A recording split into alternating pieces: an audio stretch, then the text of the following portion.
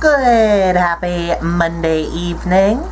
I'm Riley King. Welcome to this Monday evening edition of the Riley King Newscast, right here on the Riley King Network. We have a lot of news to get to this Monday evening, so let's get started right now. First up, let's go into weather and see what's happening with the weather. With a full weather forecast, let's go to meteorologist Kevin Scarippa right now.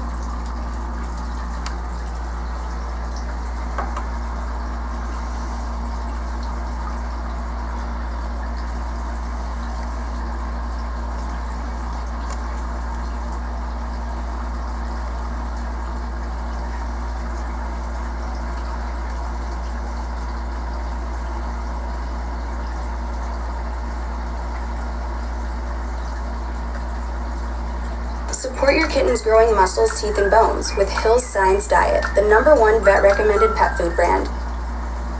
Flood watch remains in effect for southwestern parts of the state for this afternoon and into this evening. The concern being, as what is left of Henri passes to our south through southern parts of New England, that an arm of rainfall will be trying to make its way into southern areas from Cheshire County through parts of Hillsborough County and maybe extending as far north as Claremont or possibly Lebanon, and maybe as far north as Concord or Manchester later this afternoon or early this evening. You can clearly see this on Futurecast through the afternoon that the rain does start to build in. These are heavier downpours with the higher humidity in place.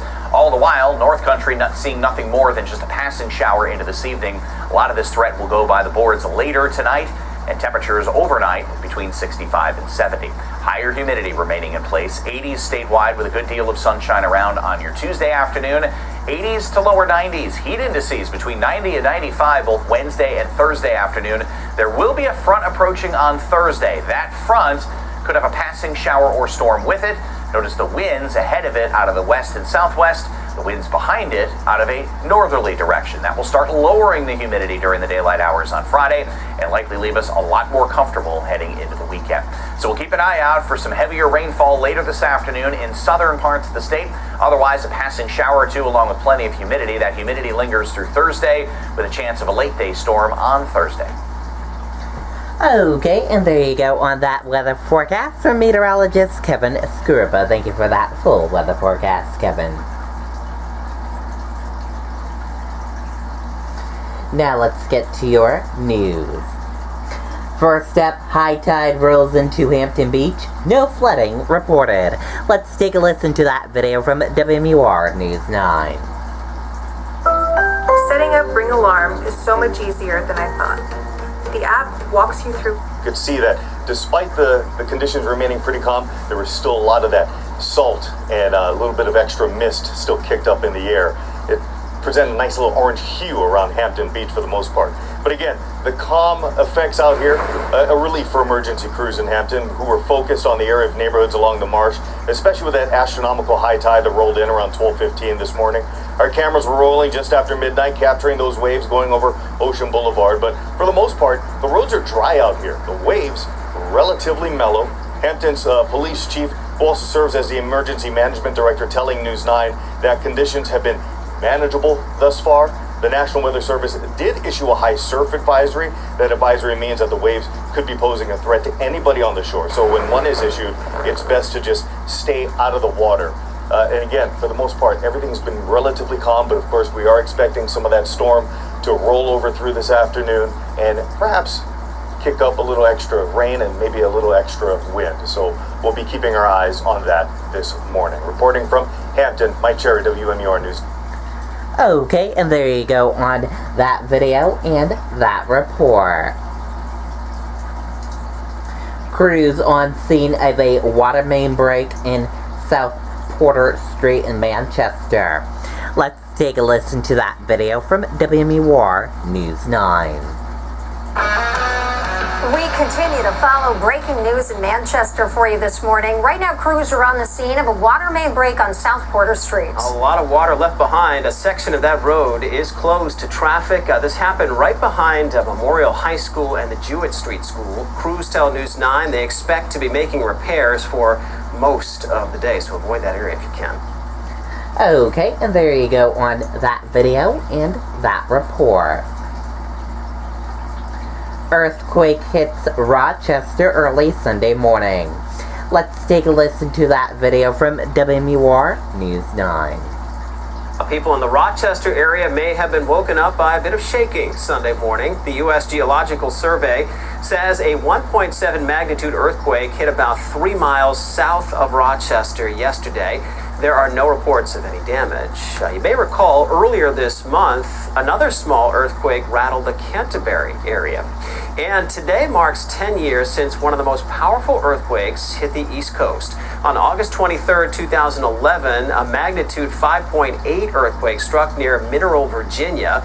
It was felt as far north as Canada, as far south as Florida, and as far west as Arkansas. No deaths or major injuries were reported, but the quake did cause $300 million in damage. The Washington Monument, remember this, had to close for repairs for 3 years because of the cracks, and the Washington National Cathedral is still being repaired as a result of that.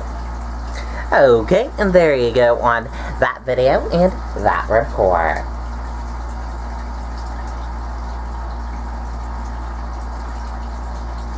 Officials continue to keep a close watch over southwestern New Hampshire as Honra lingers. Let's take a listen to that video from WMUR News 9.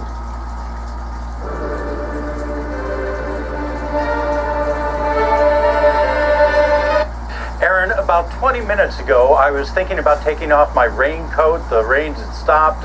Actually, some blue sky, but I think maybe even just that thought was enough to jinx it. We do have a light rain falling once again. Overall, though, the winds are calm. You can see some geese here. They do have a lot more water than they would normally have this time of year in the Kentucky River, the result of all the rains, not just from yesterday, but over the past 6 weeks as well. Overall, though, the area came through the storm relatively unscathed, at least so far. There is the possibility of heavier rains later this afternoon.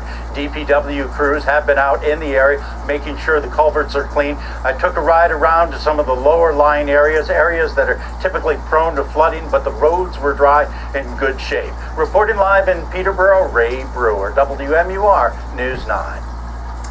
Okay, and there you go on that video and that report.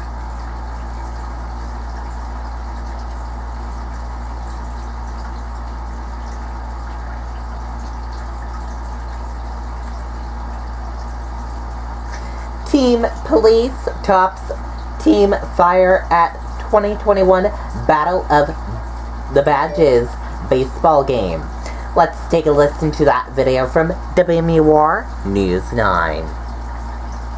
They played the 10th annual Chad Battle of the Badges Baseball Classic at Delta Dental Stadium tonight, the 11th year, but the 2020 game was not played due to COVID. Team Police against Team Fire, all to benefit the Children's Hospital at Dartmouth-Hitchcock. Bottom of the first, Team Police gets on the board. Garrett Jewell of Merrimack County Department of Corrections singles to center with the bases loaded. Kevin Faria of Bradford PD scores, but a nice throw to the plate gets the second runner. It was 1-0.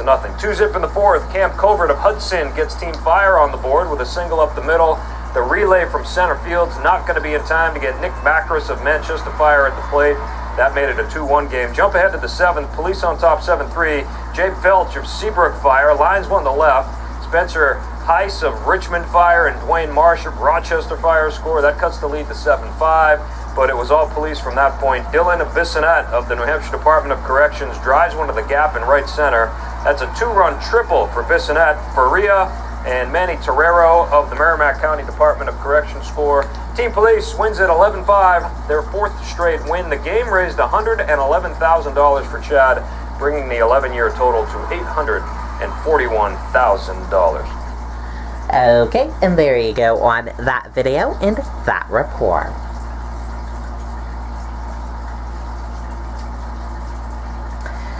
Lifeguards watch for rip currents on Hampton Beach. Let's take a listen to that video from WMUR News 9. Oh, are you using Liberty Mutual's coverage customizer tool? So you only pay for what you need. Sorry. You're an animal. Hey, good afternoon, Sean. Yeah, There was a high surf advisory earlier, but that has expired out here in Hampton Beach. But again, the surf is just starting to kick up a little bit stronger than what we saw this morning. Lifeguard officials say they have all hands on deck today, staffing 35 lifeguards at Hampton Beach. Safety crews are patrolling the coastline on ATVs. For the most part, we haven't seen many folks venture into the water, choosing rather to stay on land this morning. Those waves have been kicking up around 1 to 3 feet with fog limiting visibility time in and time again. Lifeguards say the messier the surf, the stronger the rip currents, and the easier it is to lose track of where those dangerous currents are. Chief Murphy explained to us how deceiving those areas can be. More of a channel of water that flows out to sea. There's in between two sandbars, and a lot of times, especially with big surf, you see an area there's a lull, it's flatter. That's the area that people go, oh, I can go in there, it's a little safer. Actually, that's the area going out to sea. Now, lifeguards are recommending that if you decide to enter the water, you should only do so from about waist down. That way you have a little bit better control. And they're also saying that really you shouldn't be going into the water unless you are an experienced swimmer. Reporting from Hampton Beach, Mike Cherry, WMUR News 9. Okay, and there you go on that video and that report. And that does it for this evening edition of the Riley King Newscast right here on the Riley King Network. I hope you all have a great rest of your evening, and I'll see you back here tomorrow for another newscast. And I'll have a news report coming up in a little bit. Good night and goodbye.